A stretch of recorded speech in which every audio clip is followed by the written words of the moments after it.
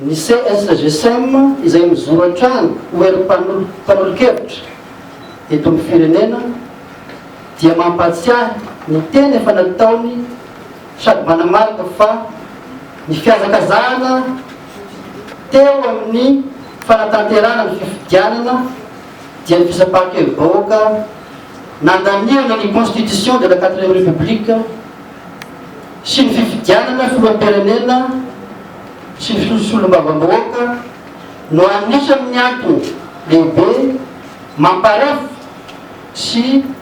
sy mamaro-toerana ny fitondrana. Lalana finidiny maro ny zorany zany, indrindra ireo lomba fidy rehetra amin'izao fotoana izao, ka sy tokony hifaniliana andraikitra sy hifanipahana tahaka ny valanakarina ohatrany ataontsika zao, zany hoe amin'ny teny français responsabilité partagée. Ny fipetrakin'olona nahazo vahana be loatra ny kazikazy politika sy ny fitiavan-tena teo amin'ny fanatanterahana ireo fidianan'ireo, ka nanamaivana ny fiaraha-midinika mialoha ny laina momby zany. Io le dialogue malagasy araka ny feuille de route. Ny sifisian'io dinika io dia anisany mampazavozavo ny fetrany fifidianana ny ansoroan'ny senita.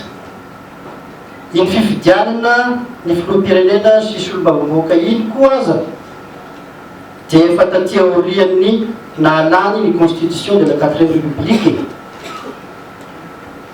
Toadiny koa ankehitriny fa mbola ao anatin'ny processus de la résolution des crises napetraky ny feuille de route isika, tahaka ny fifidianana filoham-pirenena sy solombavam-bahoaka dia zavatra notakian'ny famahana olana vokatry ny feuille de route koa ny diniky ny samy malagasy ho an'ny fampihavanam-pirenena, ka sy heloky ny filoham-pirenena velively ny fanatanterahana izany fampihavanam-pirenena izany fa tena adidiny. Mandroso zao vaolana zao ary zahay araka an'izany fahitana zany. Voalohany, mametraka fitokisana amin'ny ACC ny Grand Corp mba hamelanja ny etika amin'ny mahamanam-pahaizana ambony tia tanindrazana azy ireo, ka sy anaiky hiasa ho fitaovam-panakorontanana ary ametraka ambony hatrany ny tombosoam-pirenena.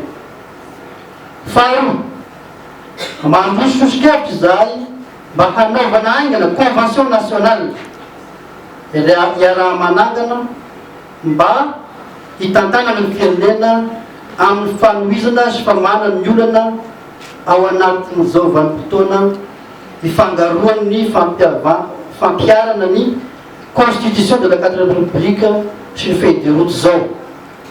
Fahatelo, mandrosososikevitra ihany koa izahay mba hananasika arofanina amin'izao fanaovana politika feno fanararaotana eto amin'ny firenena izao dia fanazana ny toerana sy lanjan'ny teknika eo amin'ny fampandehanana ny raharam-pirenena.